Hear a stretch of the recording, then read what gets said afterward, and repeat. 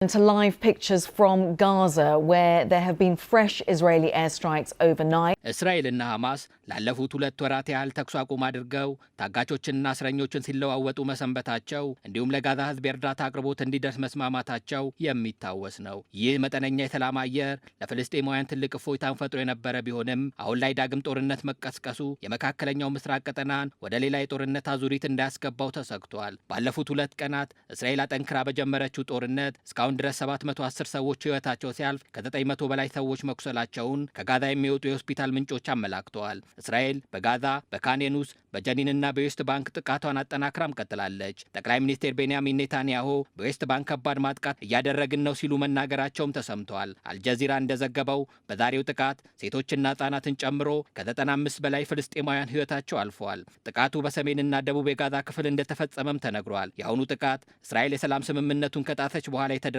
መሆኑም ተዘግበዋል። የእስራኤሉ ጠቅላይ ሚኒስትር ቤንያሚን ኔታንያሁ ዌስት ባንክን ጨምሮ በሐማስ ላይ በጋዛ ሰርጥ ጦርነት መክፈታቸውም በይፋ አስታውቀዋል።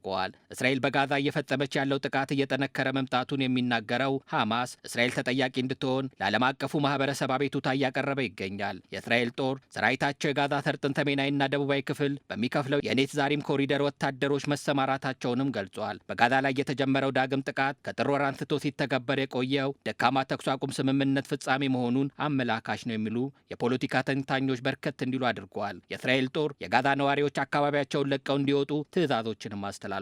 ይህ የእስራኤል እርምጃ በአጭር ጊዜ ውስጥ የምድር ላይ ውጊያ ሊደረግ እንደሚችል ያመላክታል እየተባለም ይገኛል። አሁን ላይ የተላለፈው የእስራኤል ትዕዛዝ በጦርነቱ ምክንያት በተደጋጋሚ ተፈናቅለው በተኩስ አቁም ስምምነቱ ምክንያት ወደ መኖሪያቸው በተመለሱ ፍልስጤማውያን ቤተሰቦች ላይ ፍርሃትን ፈጥሯል። የእስራኤል መከላከያ ሚኒስቴር እስራኤል ካትስ ረቡዕ ባስተላለፉት መልእክት በፍልስጤም ግዛት ተይዘው ያሉ ቀሪዎቹ ታጋቾች እንዲለቀቁ የመጨረሻ ማስጠንቀቂያንም ሰጥተዋል። አሁንም ድረስ በሕይወት እንዳሉ የሚታመኑት 24 ሰዎችን ጨምሮ 59 ታጋቾች በሐማስ እንደተያዙ እስራኤል ትናገራለች። ከዚህ ቀደም የተባበሩት መንግስታት በዴር አልባላህ በሚገኘው ቅጥር ግቢ ውስጥ በተከሰተ ፍንዳታ አንድ ሰራተኛውን ጨምሮ 2 ሰዎች መገደላቸውን አስታውቆ ነበር። የእስራኤል የውጭ ጉዳይ ሚኒስቴር ይህንን ጉዳይ በተመለከተ ምርመራ እንደሚያከናውን ቢገልጽም ለዚህ ጥቃት እስራኤል ተጠያቂ አይደለችም ሲል አስተባብሏል። የመከላከያ ሚኒስትሩ ካትስ የእስራኤል ፍላጎቶች ካልተፈጸሙ አማራጭ የሚሆነው ሙሉ በሙሉ ውድመትና ጥፋት እንደሆነ በመጥቀስ ሐማስ እንዲወገድ እንደሚፈልጉ ተናግረዋል።